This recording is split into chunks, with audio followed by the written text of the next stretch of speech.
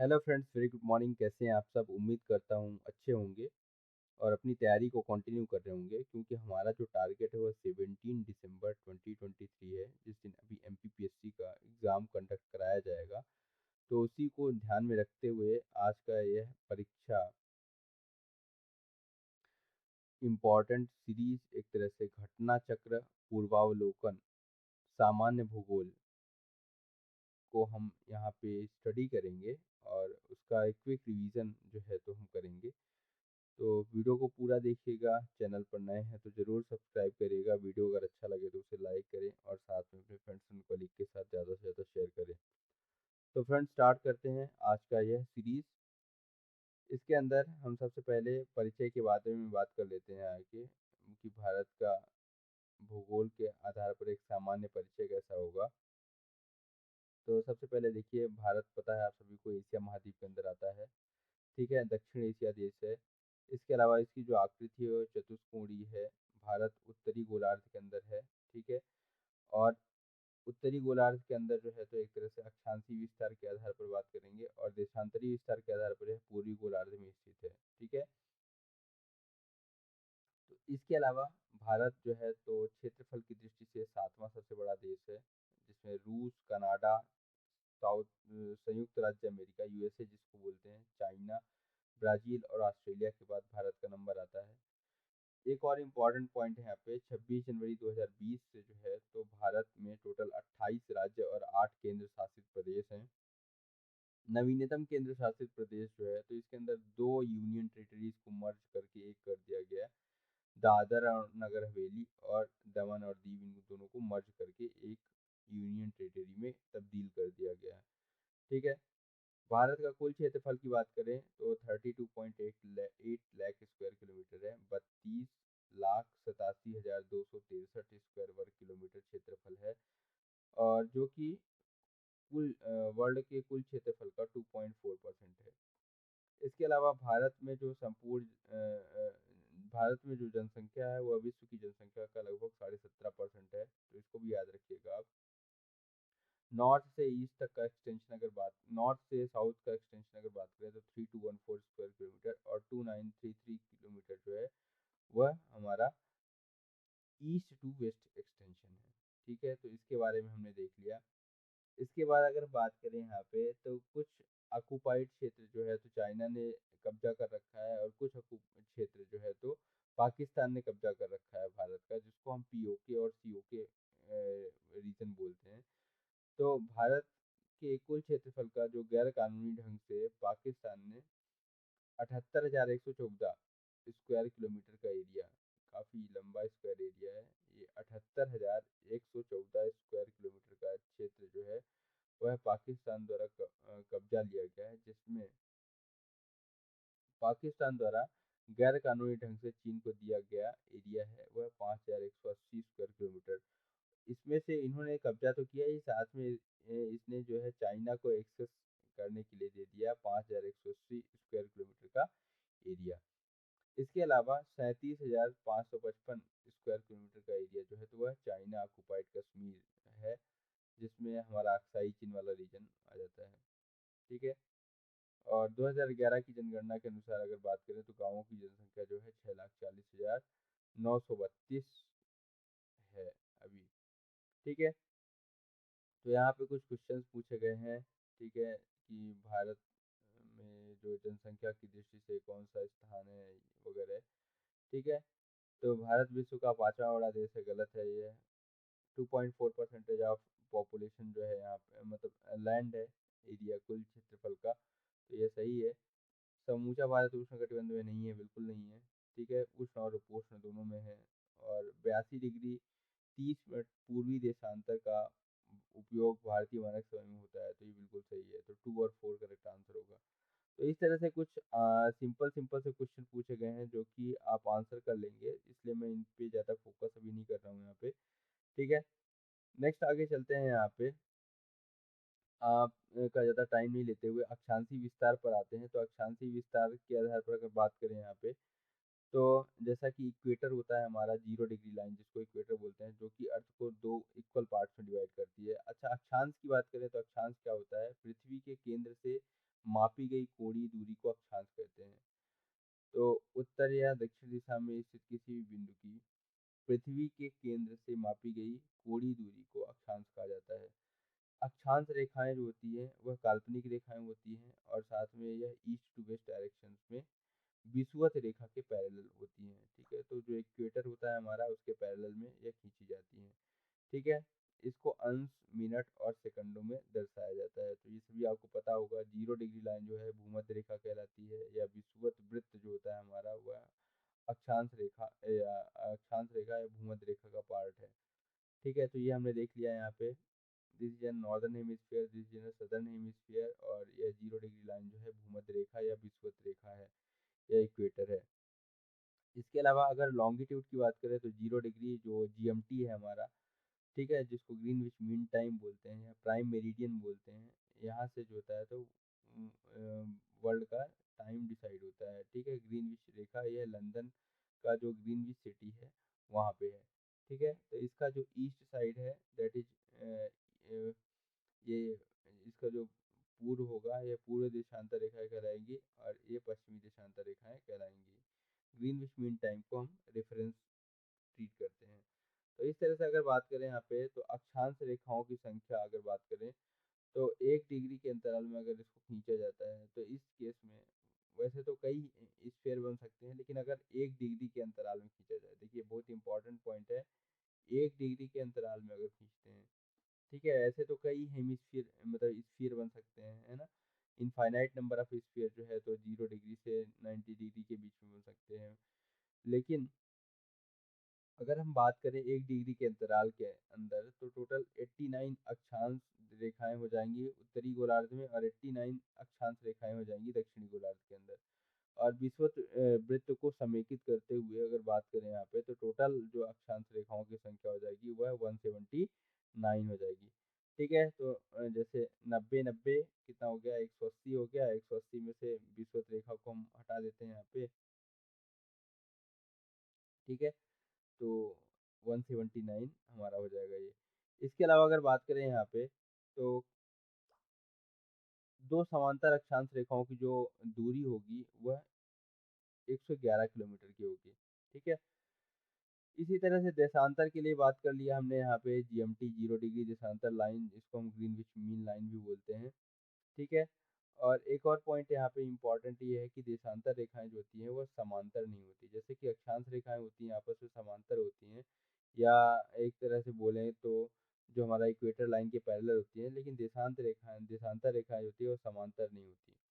वो क्या करते हैं, उत्तरी ध्रुव और दक्षिणी ध्रुव को मिलाने वाली काल्पनिक रेखाएं होती हैं, और ध्रुवों में विषुवत रेखा की ओर बढ़ने पर एक और इम्पोर्टेंट पॉइंट है कि ध्रुवों से विषुवत रेखा की ओर बढ़ने पर देशांतर रेखाओं के मध्य की दूरी जो होती है वह बढ़ती जाती है।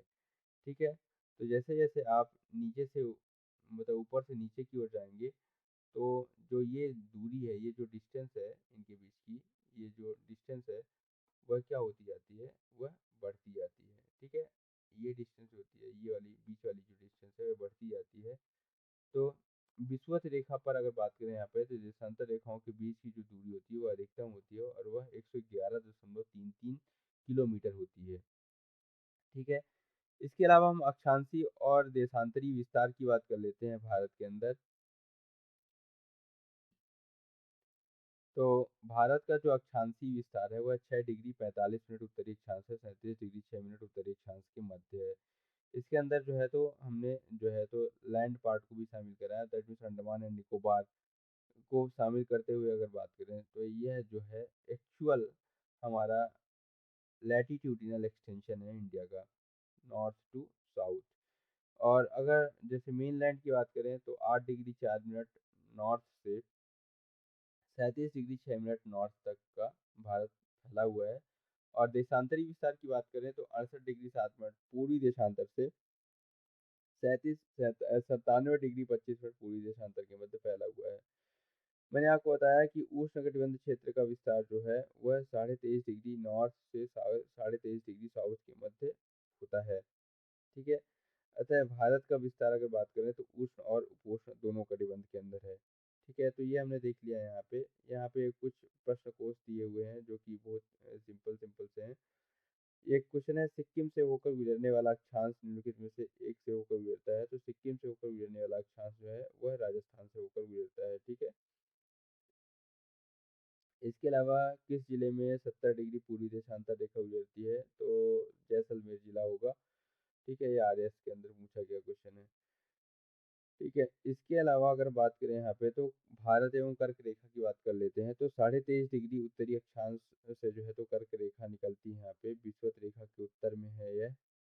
इसके अलावा मध्य से गुजरती है, भारत के मध्य से, और 8 राज्यों से होकर गुजरती है। पता होगा आपको, गुजरात है, राजस्थान है, मध्य प्रदेश है, छत्तीसगढ़ है, झारखंड है, पश्चिम बंगाल है, त्रिपुरा है और मिजोरम।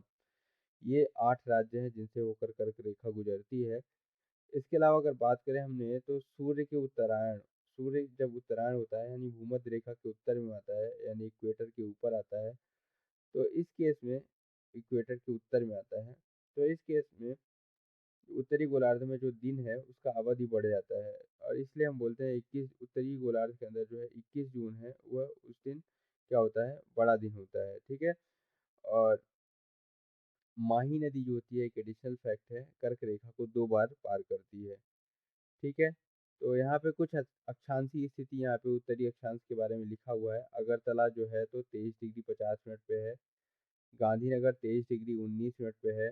ठीक है, हम जबलपुर को देख लेते हैं, तो 23 डिग्री 11 मिनट, और उज्जैन जो है तो 23 डिग्री 9 मिनट पे है। तो उज्जैन और भोपाल की बात करें तो 23 डिग्री 25 मिनट पे है। ठीक है, तो 23 डिग्री 25 मिनट,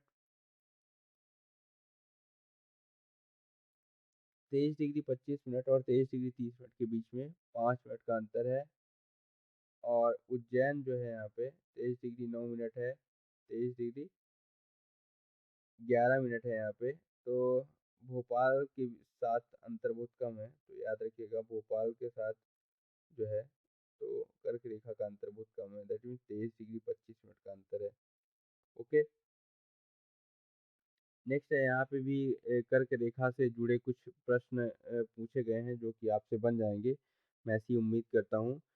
एक है क्वेश्चन है, निम्नांकित नगरों में कौन कर्क रेखा से निकटतम दूरी पर स्थित है? तो अगरतला, जबलपुर, गांधीनगर और उज्जैन के बारे में पूछा गया है। तो उज्जैन हमने देखा था अभी 23 डिग्री 9 मिनट पे था।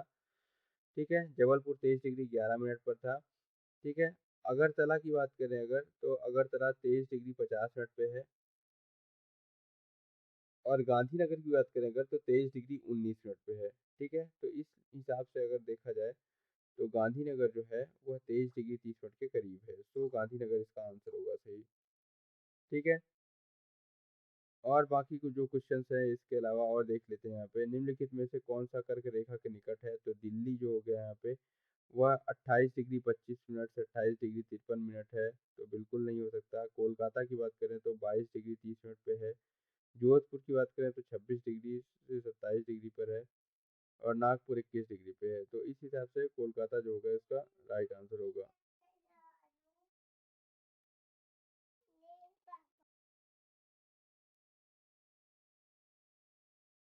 नेक्स्ट क्वेश्चन पे आते हैं। यहाँ पे कौन सा महत्वपूर्ण अक्षांश भारत को 2 लगभग बराबर भागों में डिवाइड करता है, इसके बारे में पूछा जा रहा है। तो आप सभी को पता होगा, कर्क रेखा इसका आंसर है 23 डिग्री 30 मिनट उत्तर। ठीक है, तो ये सभी क्वेश्चन आपसे बन जाएंगे। इसके बाद हम आगे बढ़ते हैं थोड़ा सा। देखिए यहाँ पे बात हो रही है मानक समय की। तो मानक समय आपको पता होगा, जिसको हम भारतीय मानक समय के लिए अगर बात करें यहाँ पे, तो इंडियन स्टैंडर्ड टाइम वह 82.5 डिग्री पूर्वी देशांतर को माना जाता है। और यह देशांतर रेखा जो होता है इलाहाबाद, जो कि वर्तमान में प्रयागराज बोला जाता है, वह मिर्ज़ापुर आदि स्थानों से होकर गुजरती है। ठीक है, तो प्रयागराज से पहले एक नैनी जगह पड़ता है, वहाँ से होकर गुजरती है। तो भारतीय मानक समय जो होता है वह ग्रीनविच मीन टाइम से 5.5 घंटा आगे है, यह आपको पता होगा। इसके अलावा अगर हम बात करें यहाँ पे, तो विश्व के देशों द्वारा आपसी सहमति के अंतर्गत मानक याम्योत्तर को 7 डिग्री 30 मिनट, 7 डिग्री 30 मिनट देशांतर के गुणांक पर चुना जाता है। ठीक है, तो ये भी याद रखिए। 7.5 डिग्री की बात करें अगर, तो 30 मिनट, 7.5 डिग्री का मतलब क्या हो गया यहाँ पे, 30 डिग्री, 30 मिनट, ठीक है। 1 डिग्री का बात करें अगर, तो 1 डिग्री का मतलब होता है यहाँ पे 4 मिनट। 1 डिग्री का मतलब कितना होता है, 4 मिनट, ठीक है। इसके अलावा देखिए यहाँ पे तो IST, that is 82 degree 30 minutes, ये यहाँ से गुजर रहा है यहाँ पे। तो अब यहाँ से ये क्वेश्चन बनता है यहाँ कि भारतीय मानक समय, ये जो याम्योत्तर रेखा है, वह कहाँ से, किस किन स्टेट से होकर गुजरती है। तो यहाँ पे देखिए आप, ये आप पाएंगे उत्तर प्रदेश हो गया। इसके अलावा मध्य प्रदेश का जो सिंगरौली जिला है उसके बारे में आप पाएंगे यहाँ पे। इसके अलावा जो छत्तीसगढ़ को पाएंगे आप। और इसके अलावा यह वाला जो एरिया है जो कि आंध्र प्रदेश का एरिया है, ठीक है। तो ये 4 स्टेट से होकर जो है तो IST पास होता है, ठीक है। तो उत्तर प्रदेश, मध्य प्रदेश, छत्तीसगढ़, ठीक है, और उड़ीसा से भी पास होता है, सॉरी, उड़ीसा से भी पास होता है। 5 स्टेट हो गए, उड़ीसा हो गया, और उड़ीसा और आंध्र प्रदेश, सॉरी, उड़ीसा और आंध्र प्रदेश, ये 5 स्टेट जो होकर जो है तो आपका यह भारतीय मानक समय की यमोत्तर रेखा पास होती है, ठीक है।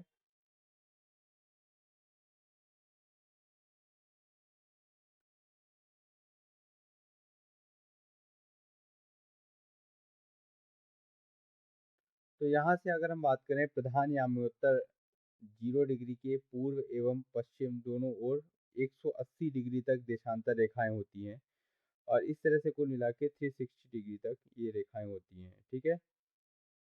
इसको अगर हम बात करें यहाँ पे, तो ये सभी रेखाएं जो होती हैं आपस में एक सर्कल की तरह कार्य करती हैं, सर्कल की तरह रहती हैं, और सभी देशांतर रेखाएं पृथ्वी को बराबर भागों में विभाजित करती हैं, इसलिए इन सभी को महान वृत्त कहा जाता है या ग्रेट सर्कल कहा जाता है, ठीक है। ग्रीनविच या प्रधान याम्योत्तर रेखा के पूर्व में स्थित, ठीक है, देखिए यहाँ पे बहुत इंपॉर्टेंट पॉइंट है कि जो 0 डिग्री लाइन है हमारी, उसके पूर्व में स्थित 180 डिग्री तक सभी देशांतर को पूर्वी देशांतर, और 180 डिग्री पश्चिम की ओर वाली देशांतर को, उनको हम पश्चिमी देशांतर के नाम से जानते हैं, ठीक है। पृथ्वी जो है 24 घंटे में 360 डिग्री घूम जाती है, तो 1 डिग्री पर मैंने आपको बताया था अभी, 1 डिग्री घूमने में पृथ्वी को 4 मिनट का समय लगता है, ठीक है। तो 1 डिग्री देशांतर घूमने में पृथ्वी को 4 मिनट का समय लगता है, तो इस प्रकार से 15 डिग्री देशांतर घूमने में वह 1 घंटे का समय लेती है, ठीक है। यानी इस प्रकार प्रत्येक 15 डिग्री देशांतर पर 1 घंटे का अंतर होता है, ठीक है। एक और इम्पॉर्टेंट पॉइंट यहाँ पे यह है कि जैसे कि सूर्य का जो उदय होता है वह पूर्व से होता है, और पृथ्वी जो होती है वह पश्चिम से पूर्व की ओर अपनी धुरी पर घूमती है। तो इस तरह से अगर हम बात करें यहाँ पे, तो 0 डिग्री से पूर्व की ओर जाने पर समय GMT से आगे, और पश्चिम की ओर जाने पर GMT से पीछे रहता है। तो ये आपको आ गया होगा समझ में कि जो सूर्य है, क्योंकि वह पूर्व से उदित होता है और पश्चिम से पूर्व जो है तो पृथ्वी अपने धुरी पर घूमती है, इसलिए अगर हम पूर्व की ओर जाते हैं, ठीक है, 0 डिग्री मेरी जो हमारा ग्रीनविच मेरिडियन है, ग्रीनविच मीन टाइम है, उससे जाते हैं अगर, तो उस केस में हम GMT से आगे जाते हैं, और पश्चिम की ओर जाने पर हम GMT से पीछे जाते हैं। तो 0 डिग्री से 180 डिग्री पूर्व की ओर जाने पर हम 12 घंटे की अवधि लगती है, और एवं यह ग्रीनविच मीन टाइम से 12 घंटे आगे रहता है, ठीक है।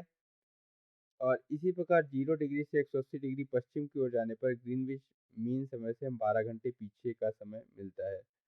तो 180 डिग्री पूर्व एवं 180 डिग्री पश्चिम का कुल 24 घंटा जो है वह दिन रात का अंतर पाया जाता है, ठीक है। तो भूपृष्ठ पर 180 डिग्री पूर्व एवं पश्चिम यामोत्तर के लगभग 7 स्थल खंडों को छोड़ते हुए निर्धारित की गई काल्पनिक रेखा जो है तो इंटरनेशनल डेट लाइन कहलाती है। तो इस तरह से हमने जो है तो ये मानक समय वाला था उसको भी कवर किया। क्वेश्चन देख लेते हैं कुछ। जब भारतीय मानक समय के अमृतसर पर अर्धरात्रि है तो एक स्थान पर सुबह का 6 बजता है और उस स्थान की अवस्थिति जिस याम्योत्तर पर है वह है दैट इज 172 डिग्री 30 मिनट। ठीक है, तो छः बजता है ना। तो इस स्थिति में क्या हो जाएगा, यहाँ पे 82.5 डिग्री हमारा हो गया और साथ में 6 घंटे का अंतर हो गया यहाँ पे, तो 90 का वो डिफरेंस आ गया। तो 90 प्लस 82 डिग्री एंड 30 मिनट कितना आ जाएगा, 172 डिग्री 30 मिनट। ओके, इसके अलावा यहाँ पे देखें अगर, तो पूछा जा रहा है गुजरात के सबसे पश्चिमी गांव और अरुणाचल प्रदेश के सबसे पूर्वी छोर पर स्थित वालांग। ठीक है, वालांग है अरुणाचल प्रदेश के पूर्वी छोर पर, तो उनके बीच का जो घंटे का अंतर है वो कितना है, तो लगभग 2 घंटे का अंतर है। ठीक है, इसके अलावा नेक्स्ट क्वेश्चन है, ये आपको अंतराल ये समझ में आ गया होगा मेरे हिसाब से। अगर आपको नहीं पता है तो कमेंट बॉक्स में बताएं। नेक्स्ट है जबलपुर की देशांतर रेखा इंदौर व भोपाल की देशांतर रेखाओं के बीच है। औरंगाबाद का अक्षांश बड़ोदरा व पुणे के अक्षांशों के बीच है। बेंगलोर की अवस्थिति चेन्नई की तुलना में अधिक दक्षिणवर्ती है। निम्न में से कौन सा कथन सही है। तो यहाँ पे देखिए जबलपुर, इंदौर और भोपाल। ठीक है, तो जबलपुर का अक्षांश और देशांश देख लीजिए यहाँ पे। तो जबलपुर कहाँ पे है, 79 डिग्री से 80 डिग्री के बीच में है। इंदौर जो है तो 75 डिग्री से 76 डिग्री के बीच में है। और भोपाल जो है वह 77 डिग्री से 12 मिनट से 77 डिग्री 40 मिनट के बीच में है। तो इस हिसाब से अगर हम देखें यहाँ पे, तो भोपाल जो है तो मिड में आ रहा है, लेकिन यहाँ पे जो है जबलपुर को मिड में बताया है। ठीक है, जो कि गलत है। ठीक है,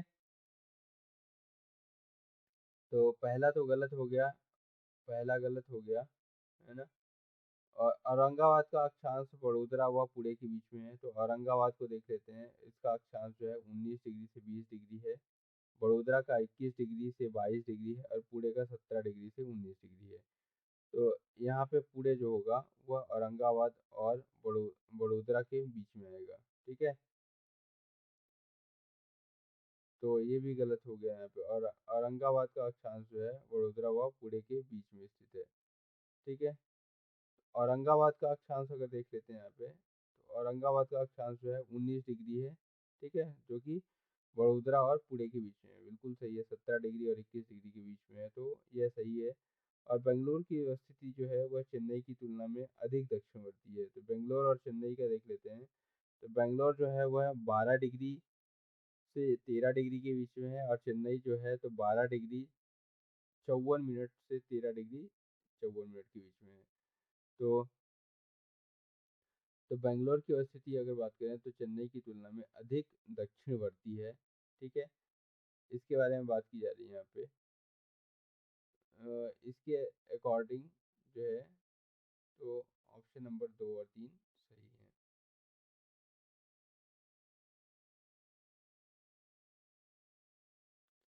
निम्नलिखित में कौन सा शहर भारतीय मानक समय देशांतर के निकटतम है। इसके बारे में पूछा जा रहा है। रीवा, सागर, उज्जैन और होशंगाबाद। तो इसका आंसर हो जाएगा भारतीय मानक समय, जो कि सिंगरौली से पास होता है, मैंने आपको बताया। तो उसके निकट कौन सा है, रीवा।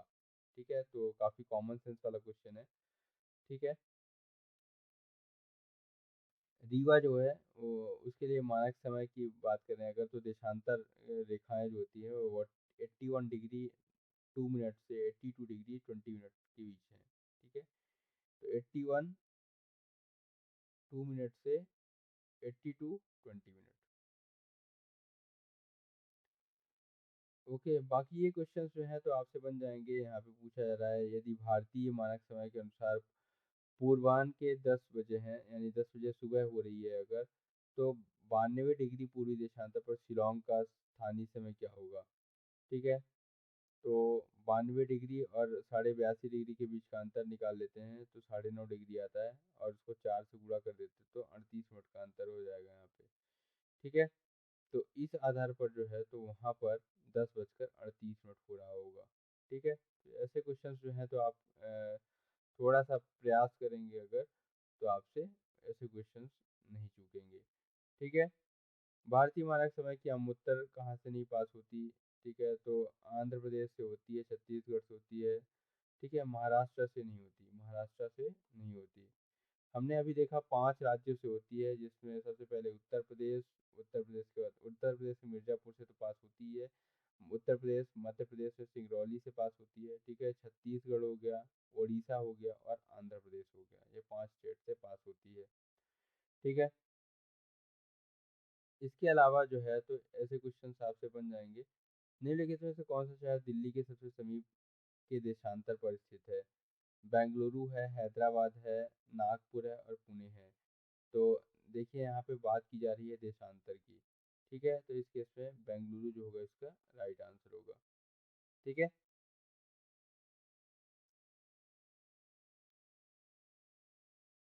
नेक्स्ट है दूरस्थ बिंदु के बारे में बात की जा रही है यहाँ पे। तो 31 अक्टूबर 2019 से, देखिए यहाँ पे इम्पोर्टेंट पॉइंट है, 31 अक्टूबर 2019 से भारत में सर्वाधिक पूर्वी राज्य अरुणाचल प्रदेश, पश्चिमी राज्य गुजरात, उत्तरी राज्य हिमाचल प्रदेश एवं दक्षिणी राज्य तमिलनाडु है। ठीक है, तो अगर भारत का पूछा जाए कि सबसे उत्तरी राज्य कौन सा होगा, तो भारत का उत्तरी राज्य जो है वह हिमाचल प्रदेश है, और दक्षिणी राज्य जो है वह तमिलनाडु है। ठीक है, नेक्स्ट है राज्यों और केंद्र शासित प्रदेश के अकॉर्डिंग अगर बात करें यहाँ पे, तो सर्वाधिक उत्तर में जो है तो लद्दाख है। ठीक है, और दक्षिणी भाग में जो है तो अंडमान एंड निकोबार द्वीप समूह है। ठीक है, और जो सदर्न मोस्ट पॉइंट है वह इंदिरा पॉइंट होगा, एवं भारत की मुख्य भूमि जो है, southern most point Indira point है, जो कि ग्रेट निकोबार अथवा बड़ा निकोबार जो है ग्रेटर निकोबार का पार्ट है। और भारत की मुख्य भूमि या दक्षिणतम बिंदु जो है वह कन्याकुमारी है। ठीक है, नॉर्दर्न मोस्ट पॉइंट की बात करें अगर, तो सियाचिन ग्लेशियर के निकट जो है इंदिरा कॉल है। ठीक है, जो कि लद्दाख के अंदर है। ठीक है, आप सभी को पता होगा। और इस तरह से हमने देखा यहाँ पे इंदिरा कॉल लद्दाख के अंदर। ठीक है, इधर जो है तो आपका जो पश्चिमी बिंदु है वह गुहार मोती है। क्या है? गुहार मोती कहाँ पे है? जो गुजरात के अंदर, गुजरात के अंदर गुहार मोती। और सुदूरस्थ पूर्वी बिंदु जो है किबिथु है, किबिथु, किबिथु और गुहार मोती, ये दोनों नाम आप याद रखिए। गुजरात में गुहार मोती और किबिथु जो है वह ईस्टर्न मोस्ट पॉइंट है। तो इंदिरा कॉल, ठीक है, देख लिया हमने, और इंदिरा पॉइंट देख लिया। ठीक है, और इंदिरा पॉइंट कहाँ है? ग्रेट निकोबार के अंदर है। इंदिरा पॉइंट कहाँ है? ग्रेट निकोबार के अंदर है। तो ग्रेट निकोबार के अंदर इंदिरा पॉइंट। और इसके अलावा अगर बात करें यहाँ पे, तो कन्याकुमारी हमारा जो लैंड पार्ट है वो सदर्न मोस्ट पॉइंट हो जाएगा। और गुहार मोती गुजरात के अंदर, और किबिथु जो है वह आपका अरुणाचल प्रदेश के अंदर ईस्टर्न मोस्ट पॉइंट होगा। ठीक है, तो तमिलनाडु राज्य में अवस्थित कन्याकुमारी भारत की मुख्य भूमि पर स्थित दक्षिणतम स्थल है। कन्याकुमारी का केप कैमोरिन भारत का वह स्थान है जहाँ बंगाल की खाड़ी, अरब सागर व हिंद महासागर मिलते हैं। तो ये भी काफ़ी इंपॉर्टेंट पॉइंट है। कन्याकुमारी का, कन्याकुमारी जो है उसका केप कैमोरिन जो है वह भारत का वह स्थान है जहाँ पर बंगाल की खाड़ी, हिंद महासागर और अरब सागर मिलते हैं। तो बंगाल की खाड़ी, अरब सागर और हिंद महासागर कहाँ मिलते हैं? कन्याकुमारी के केप कैमोरिन पे मिलते हैं। ठीक है, तो इससे जुड़े कुछ क्वेश्चन है। भारत का सुदूरतम दक्षिणतम बिंदु कौन सा होगा? तो आप सभी को पता है, that is Indira point. Okay, great Nicobar के अंदर है। भारत का दक्षिणतम बिंदु इंदिरा पॉइंट है, जो कि ग्रेट निकोबार के अंदर है। इंदिरा पॉइंट ग्रेट निकोबार के अंदर है। ठीक है, इसके अलावा जो है तो अरुणाचल प्रदेश और गुजरात जो है तो वह सबसे ईस्टर्न मोस्ट और वेस्टर्न मोस्ट है। ठीक है, तो मैं अभी जो है इस वीडियो को यहीं पे विराम देता हूँ। ये क्वेश्चन और है कि भारत का वह कौन सा स्थान है जहाँ बंगाल की खाड़ी, अरब सागर और हिंद महासागर मिलते हैं? तो दैट इज़ अ कन्याकुमारी। सो इसी पर हम जो है तो अभी इस वीडियो को अंत करते हैं, और अगला जो वीडियो होगा हम स्टार्ट करेंगे, जो कि काफ़ी इम्पोर्टेंट रहेगा। तो वीडियो को ध्यान से देखिएगा और अपने रिवीजन को कंक्लूड करिएगा। Thanks for watching this video. Have a nice day.